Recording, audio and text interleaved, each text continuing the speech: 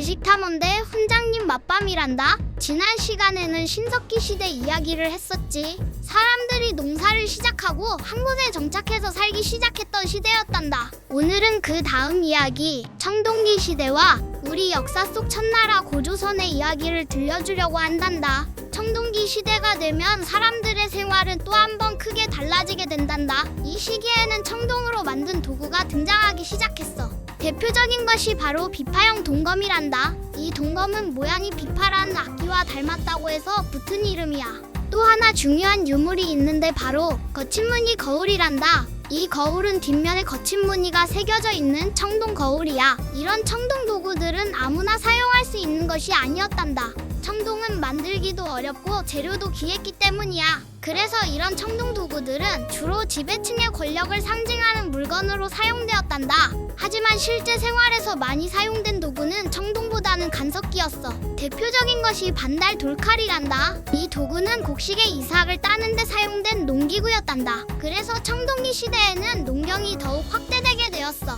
농사가 발전하면서 사회에도 큰 변화가 나타났단다. 사람들이 농사를 지으면서 곡식을 저장하게 되었고 점점 사유재산이 생기게 되었어. 그리고 재산이 많고 적음에 따라 사람들 사이에 계급 차이가 생기기 시작했단다. 또 여러 마을을 이끄는 군장이라는 지도자도 등장하게 되었어. 즉 청동기 시대에는 평등 사회가 점점 무너지고 계급 사회가 나타나기 시작한 것이란다. 청동기 시대를 대표하는 또 하나의 유적이 있단다. 바로 고인돌이야. 고인돌은 큰 돌을 이용해 만든 무덤이란다. 이 무덤은 주로 지배층의 무덤으로 알려져 있어. 그래서 고인돌이 발견되는 곳은 청동기 시대의 권력을 가진 사람들이 있었다는 증거가 된단다. 이러한 청동기 사회의 발전 속에서 우리 역사 속 첫나라가 등장하게 된단다. 그 나라가 바로 고조선이야. 고조선은 당군왕검이 세운 나라로 알려져 있단다. 당군왕검은 제사를 지내는 역할과 정치를 하는 역할을 함께 했어.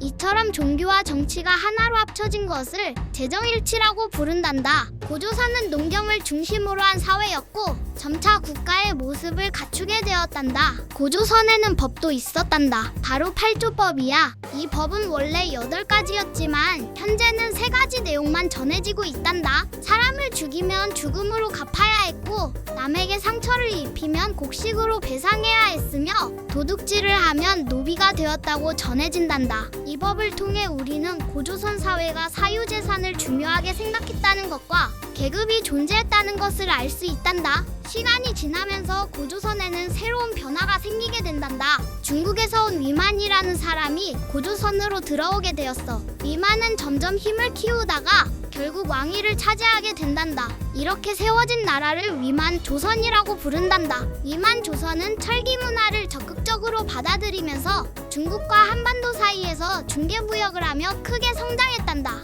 하지만 고조선은 오랫동안 유지되지는 못했어.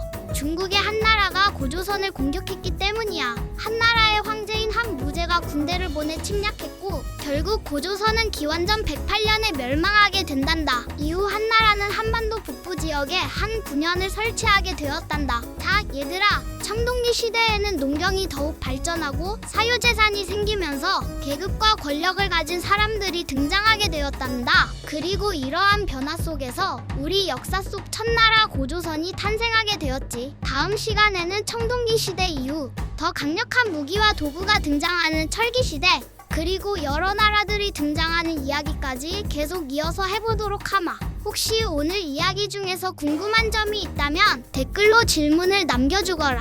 훈장님 맛밤이와 다음 시간에 답을 해주도록 하마. 그럼 다음 역사 탐험에서 다시 만나자꾸나.